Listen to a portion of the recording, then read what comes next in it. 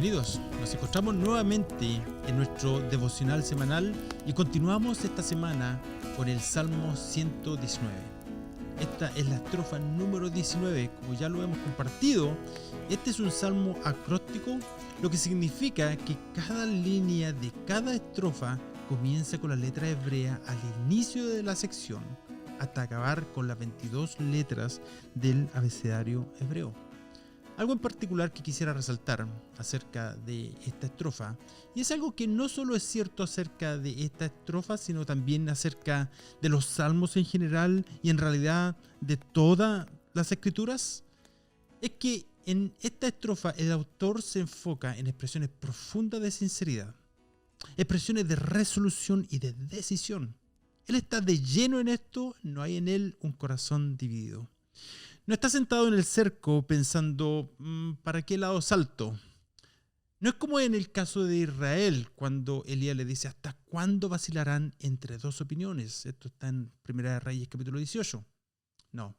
Aquí tenemos a alguien lleno de determinación, celo y fe, quien trata de seguir a Dios con todo su corazón y que tiene una alta estima por la palabra de Dios.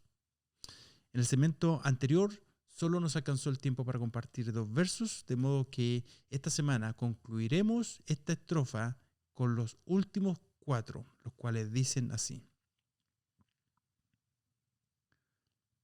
Oye mi voz conforme a tu misericordia, vivifícame, oh Señor, conforme a tus ordenanzas.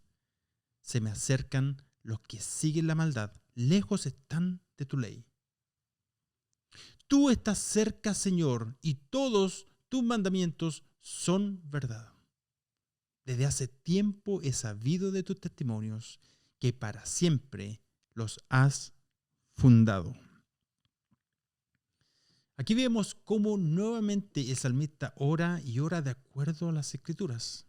La idea detrás de la expresión, oye mi voz conforme a tu misericordia, tal vez vaya más allá de lo que la mayoría de nosotros podamos darnos cuenta.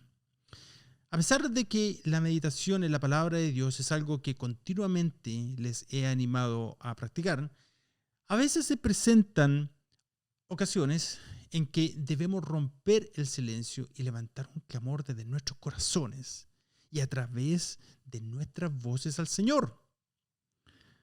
Aquí el salmista no levanta su oración como el fariseo, quien confía en su propia justicia, la cual es totalmente insuficiente comparada con los estándares divinos, sino como el publicano. Esto lo puedes ver tú en el libro de Lucas, capítulo 18, ya que apela a la piedad o misericordia de Dios. Esta parábola, en Lucas 18, nos enseña que no todas las oraciones son aceptables para el Señor. No sé si lo habías pensado alguna vez de esta manera. De hecho, Dios no escucha a los pecadores. El hombre que Jesús sanó de ceguera nos aclara esto en Juan 9:31. Sin embargo, y para ser más preciso, existe una sola oración que Dios sí escucha desde el pecador, y esta es la oración del arrepentimiento.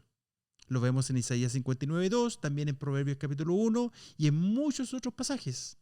El publicano pide misericordia al reconocer su pecado, sabiendo que su propia justicia no es suficiente ante un Dios que exige perfección. De ese modo, tal como el salmista en este verso, solo confía en la misericordia de Dios y la encuentra. Si nunca has elevado una oración a Dios, este es el lugar donde te animo a comenzar. Si bien es cierto que Dios no escucha a los pecadores, siempre hay esperanza para cualquiera que se acerque a Él en humilde arrepentimiento.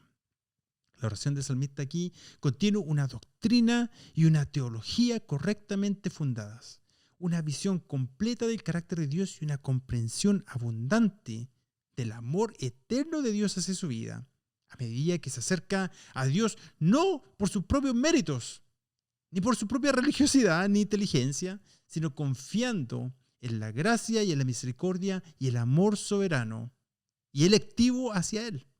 Esta es la misericordia de Dios, es su bondad amorosa, incondicional, querido hermano. El salmista ora como alguien quien está saturado de las Escrituras, con una mente moldeada por ellas. La imagen de un hombre o una mujer de rodillas, en adoración, rogando que Dios escuche su voz conforme a su misericordia, es una imagen de humildad. A propósito, ¿no es verdad que las pruebas nos llevan a la humildad? Nos ayudan a sacudirnos de la autosuficiencia, tal vez de algún residuo a lo mejor de arrogancia o soberbia. Nos llevan a las rodillas y nos ayudan a que en nuestra vida de oración haya menos yo o dame, tal vez menos reclamo, como cuando nuestra actitud es, ¿por qué me está pasando esto? He hecho tanto por ti, Dios. ¿Por qué justo ahora? Cuando vienen las dificultades y reconocemos nuestra vulnerabilidad, nuestra fragilidad, ese tipo de perspectiva ya no existe. Es frecuentemente en circunstancias difíciles que venimos delante de Dios, ante su trono de gracia, con nada que ofrecer, sin ningún mérito. Solo rogamos a Dios a través de Jesucristo, nuestro único mediador. Cuando hay enfermedad y no hay trabajo, nuestra oración alcanza otra dimensión. Y nos encontramos que nuestras oraciones son moldeadas por la enseñanza de la palabra de Dios. Y debido a la adversidad, nos damos cuenta que necesitamos ser revividos. Y la segunda parte de este verso dice, vivifícame, oh Señor, conforme a tus ordenanzas.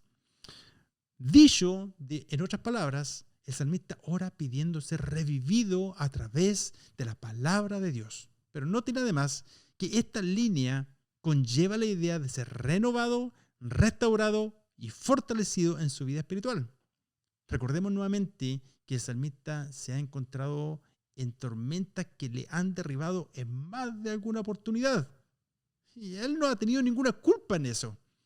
Y nos enseña aquí que lo único que puede sostenernos y revivirnos es la palabra de Dios. Tal vez esté pasando por un tiempo de calamidad y te sientes como si algo ha muerto dentro de ti. Te quiero animar a que la palabra de Dios es lo único que te puede revivir, resucitar y fortalecer tu fe. Así que avanzamos al siguiente verso, el verso 150, dice así. Se me acercan los que siguen la maldad, lejos están de tu ley.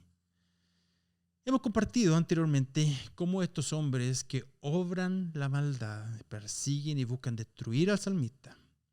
Pero este verso también nos demuestra una realidad que podemos ver aún hoy en día, tal vez en manera personal o tal vez a tu alrededor.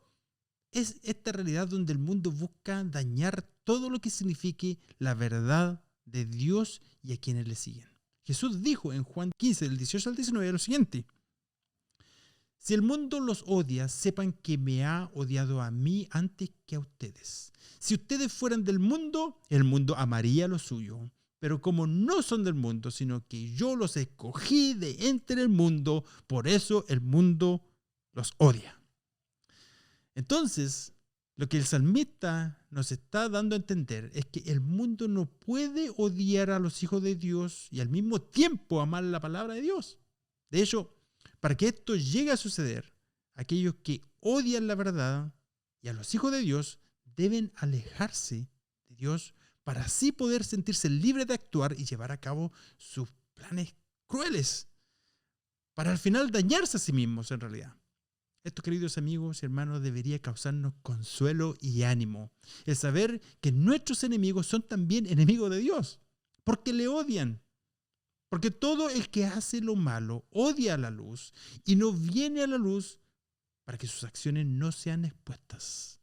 ¿Deberíamos vivir en temor? Veamos qué nos dice el verso 151.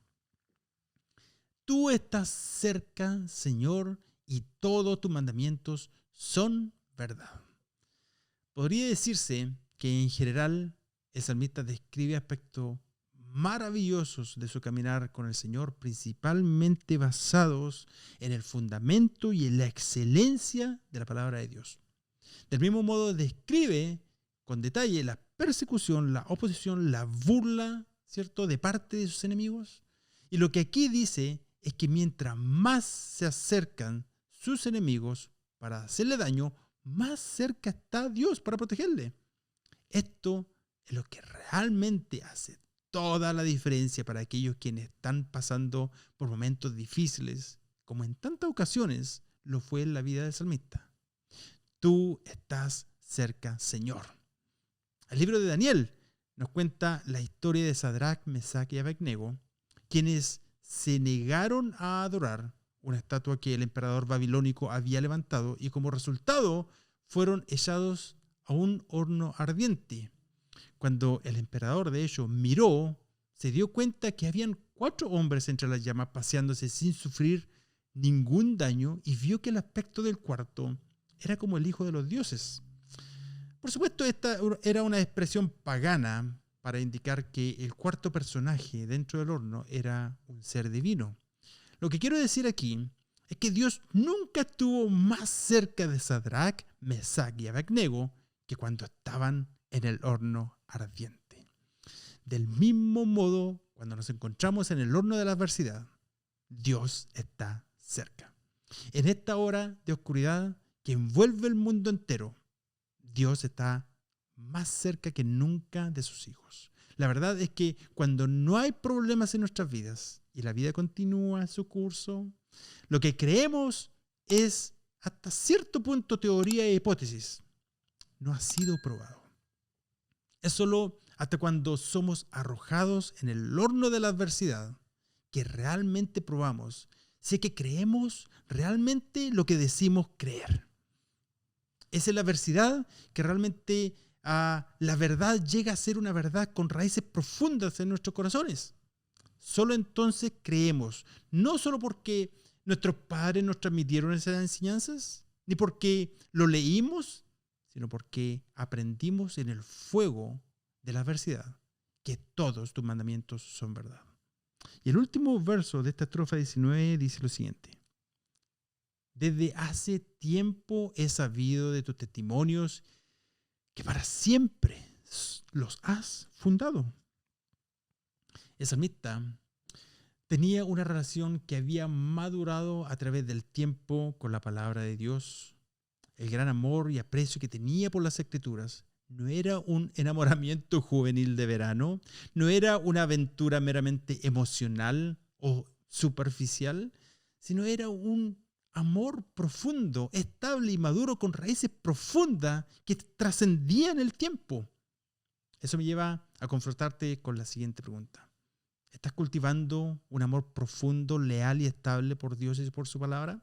¿O tu amor es solo emocional, de verano, y tu corazón solo palpita por Dios los domingos cuando vas a la iglesia o cuando escuchas una canción? Vamos por un minuto a uno de esos libros chiquititos del Antiguo Testamento. Oseas 6:4, ¿qué dice? ¿Qué haré contigo, Efraín? ¿Qué haré contigo, Judá? Porque la lealtad de ustedes es como nube matinal y como el rocío que temprano desaparece. La voluntad de Dios es que seas constante y firme en tu amor por Él y por su palabra. Desde hace tiempo he sabido de tus testimonios. A través del tiempo he llegado a conocer su consejo incomparable y la revelación de su voluntad. No solo para salvación. Sí, querido hermano, nuestra vida cristiana no termina en la salvación, sino también para traernos a una madurez y a un lugar donde podemos ser instruidos, para que seamos corregidos, enseñados a fin que seamos hombres y mujeres de Dios enteramente aptos, equipados para toda buena obra, dice la palabra de Dios. Tal vez hoy en día te encuentres en un lugar oscuro de depresión, tal vez te sientas destrozado por las distintas pruebas y situaciones difíciles, pero si amas a Dios, puedes decir, tú estás cerca, Señor. Él está cerca, está solo a una oración de distancia. Él te escuchará. Si estás pasando por las aguas profundas, párate en la roca, en la palabra. Aférrate a sus promesas, medita acerca de ellas de día y de noche. Él está cerca de tu enfermedad, en tu soledad, aunque te hayan abandonado, Él está cerca. Salmo 34, verso 18 dice lo siguiente: cercano está el Señor a los quebrantados de corazón y salva a los abatidos de espíritu. Queridos hermanos, amigos, nadie es inmune a las adversidades, pero es a través de ellas que nos damos cuenta de lo que el salmista nos dice a través de esta estrofa. Todos tus mandamientos son verdad. He llegado a comprender de que son verdad, que Dios es suficiente, que su palabra es suficiente, que Jesús es el buen pastor que restaura nuestra alma. Él está cerca y prepara una mesa delante de mí en presencia de mis enemigos. Ciertamente el bien y la misericordia me seguirán todos los días de mi vida, y en la casa del Señor moraré por largos días, y esta también puede ser tu realidad. Llegamos a aprender estas cosas a través de la experiencia, personalmente en el horno de la adversidad. Si no estás pasando por tiempos de adversidad, te aseguro que de acuerdo a la soberanía de Dios, estas tormentas tarde o temprano vendrán. Estemos listos. Tengamos una fe fundada en el fundamento sólido, único de la palabra de Dios. Se nos acabó el tiempo nuevamente y concluimos de esta manera con la estrofa número 19. Pronto estaremos comenzando con la siguiente estrofa, la cual lleva como título la letra número 20 del abecedario hebreo, Resh. Que Dios te bendiga. Será hasta pronto.